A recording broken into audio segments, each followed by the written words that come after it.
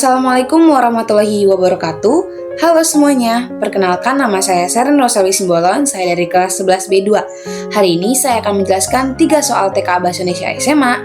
Selamat menyaksikan ya. Jadi soal yang mau aku jelasin adalah soal yang ini, dimana itu ada bacaannya dan ada nanti kita bakal ngerjain 3 soal, yaitu soal 12, 13, dan 15. Aku mau bacain dulu ya bacaannya.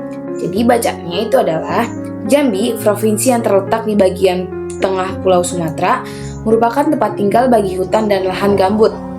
Lahan ini berfungsi untuk mengatur aliran air, menyimpan karbon, pendukung keanekaragaman hayati, dan sumber penghidupan bagi masyarakat adat, seperti Talang Manak, orang rimba, dan Melayu. Sayangnya, lanskap ini mulai terdegradasi dengan cepat. Pada tahun 2006, luas hutan alam di Jambi mencapai sekitar 40%. Akan tetapi, angka ini turun menjadi 22% pada tahun 2017 berdasarkan analisis KLHK terhadap citra satelit Jambi di tahun 2017. Emisi yang dihasilkan dari sektor pertanian, hutan, dan tata guna lahan atau AVOLU berkontribusi sebesar lebih dari 85% dari total emisi Provinsi Jambi. Dampak dari transformasi hutan ini juga dirasakan oleh masyarakat setempat. Banyak yang menceritakan pengalaman orang rimba yang kini kegiatannya terbatas di hutan lindung, seperti Taman Nasional Bukit 12, atau bahkan terhimpit oleh betangan perkebunan kelapa sawit, dan tidak dapat lagi mempraktikkan cara hidup adatnya. Konflik antara manusia dan satwa liar bertambah, seperti dengan spesies gajah dan harimau.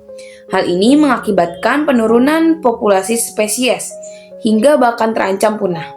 Pada saat yang sama, masyarakat setempat sudah menyadari manfaat yang dapat diperoleh dari melindungi hutan, khususnya peran hutan dalam menjaga keseimbangan air, mencegah erosi, dan melindungi dari bencana alam.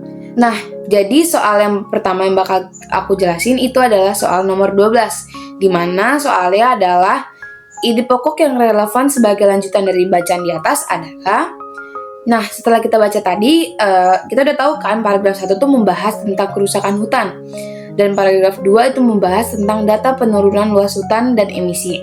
Terus paragraf 3 itu membahas tentang dampak negatif bagi masyarakat dan satwa untuk memicu kesadaran warga untuk melindungi hutan.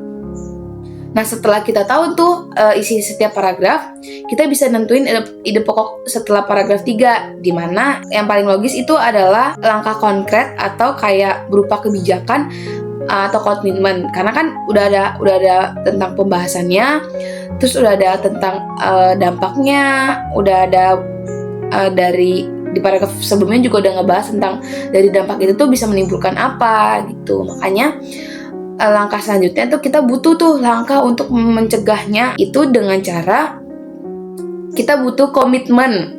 Nah, jawaban yang sesuai untuk nomor 12 itu adalah D. Komitmen pemerintah untuk mengatasi deforestasi di Provinsi Jambi. Nah, selanjutnya adalah soal nomor 13, di mana pertanyaannya adalah penulis menggunakan kata terdegradasi pada paragraf 1 untuk menunjukkan bahwa, jadi kan di Kamus Besar Bahasa Indonesia itu ada 2 kata. Yang pertama itu ada kata degradasi, artinya itu kemunduran, kemerosotan, atau penurunan mutu. Dan kalau misalnya kata terdegradasi itu adalah kondisi lingkungan atau tanah yang mengalami penurunan kualitas serta kerusakan pada struktur alaminya akibat aktivitas manusia. Jadi untuk nomor 13 jawaban yang sesuai adalah E. Kondisi tanah mengalami penurunan dan perubahan struktur. Selanjutnya ada nomor 15, di mana pertanyaan nomor 15 adalah tanggapan yang dapat ditarik dari paragraf kedua.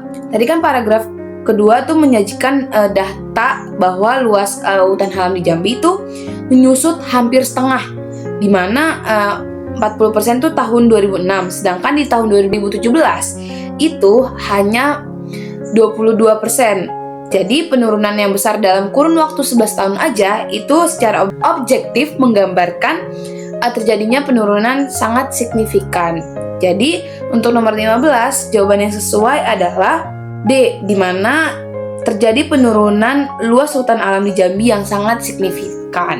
Sekian penjelasan yang dapat saya sampaikan. Mohon maaf bila ada kesalahan. Wassalamualaikum warahmatullahi wabarakatuh. Terima kasih.